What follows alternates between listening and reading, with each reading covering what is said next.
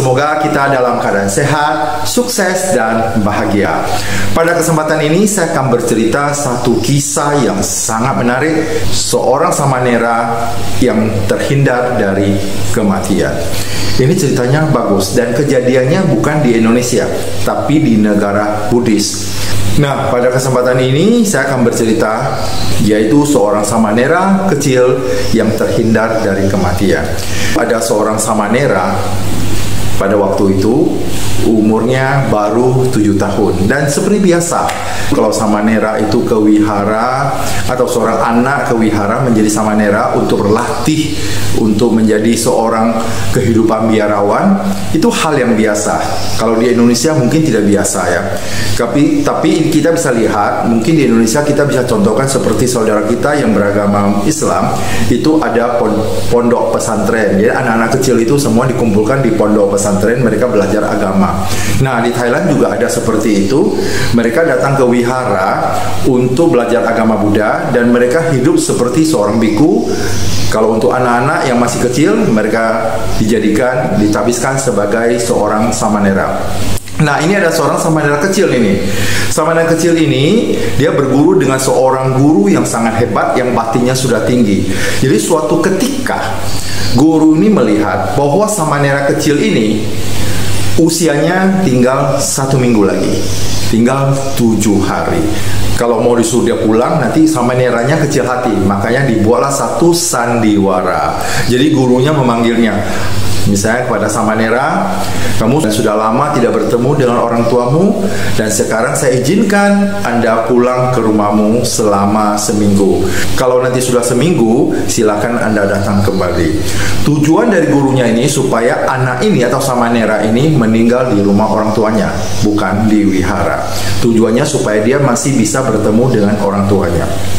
Akhirnya, singkat cerita, Samanera ini pun mengadakan perjalanan pulang ke rumah. Namanya anak-anak di dalam perjalanan tidak langsung pulang. Dia masih bermain-main sana sini, baru sampai ke rumah. Biasa seperti itu. Tapi dalam perjalanan ini, dia pergi ke sebuah kolam kecil. Di kolam kecil itu, Samanera kecil ini melihat ada sarang semut yang jatuh di tengah kolam. Dan semut-semutnya ini semua panik ya, karena sarangnya itu jatuh ke air berarti terancam oleh kematian kalau misalnya sarang mereka sudah tenggelam. Karena sudah terlatih, Samanera kecil ini merasa sangat kasihan sekali dengan semut-semut yang berada di dalam sarang itu. Maka dia berpikir bagaimana cara untuk menolongnya.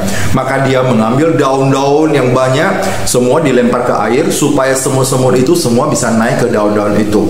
Akhirnya singkat ceritanya, dengan demikian semut-semut yang ada di dalam sarang itu pun selamat dan berhasil diselamatkan oleh Samanera kecil itu. Setelah itu Samanera ini baru pulang ke rumah.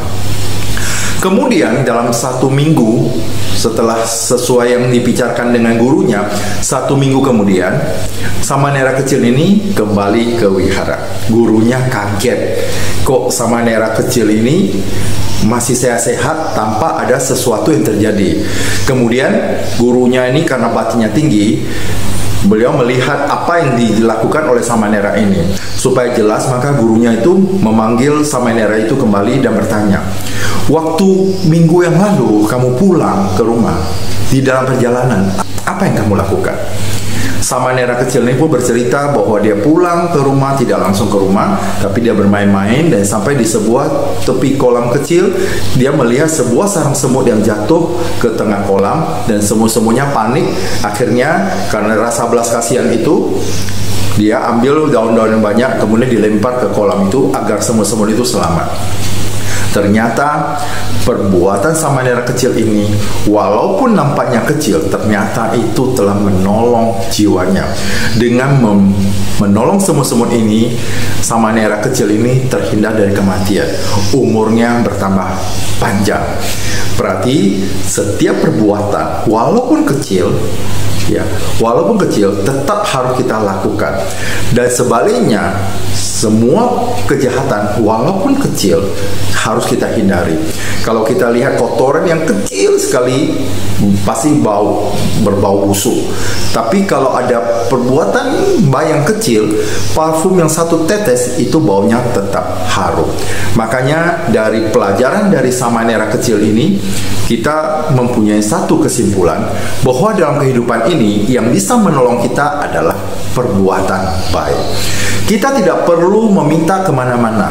Ketika kita berbuat baik sesuai dengan dharma, sesuai dengan dia ajarkan oleh Buddha untuk dipraktekkan dalam kehidupan sehari-hari, maka itulah yang akan bisa menolong kita. Kalau kita tidak berbuat baik, kita memohon kepada Buddha, bahkan mungkin dalam agama lain memohon kepada Tuhan, memohon kepada siapapun, tidak ada satupun yang bisa menolong kita. Yang bisa menolong diri kita adalah diri kita sendiri. Sama dengan kasus Samanera kecil itu, tanpa sengaja dia datang ke kolam kecil itu. Di sana karena dia sudah terlatih dengan cinta kasih, dia menolong semut-semut itu. Ternyata setelah menolong semut-semut itu, dia terhindar dari bahaya maut yang seharusnya dia sudah meninggal. Ternyata dia masih dalam keadaan sehat akibat melakukan suatu perbuatan yang nampaknya kecil, yang nampaknya sepele. Makanya kita jangan menyepelekan perbuatan baik. Mari kita bersama-sama tetap berbuat baik kepada siapapun. Kita tidak usah tahu apakah dia itu sahabat kita ataupun mereka memusuhi kita. Kita tetap baik pada mereka. Apapun yang mereka perbuat kepada kita, baik atau buruk, kita terima. Ketika mereka berbuat kebaikan kepada kita, kita ucapkan terima kasih. Ketika mereka berbuat jahat kepada kita sebaiknya maafkan dia, karena bukan tugas kita untuk membalas kepada dia, karena apapun yang dia perbuat nanti dia juga yang akan menuai. Tidak usah kita membalas. Saya juga sudah menyadari akan hal itu. Siapapun yang berbuat jahat kepada saya akan berpikir, ya sudah, maafkan dia, selesai. Beban yang dalam hati maupun dalam pikiran saya semua pun lepas. Memang ketika kita bisa melepas hati ini, pikiran ini akan terasa ringan karena tidak ada beban yang ada di dalam itu. Itulah tujuannya kita berbuat kebajikan.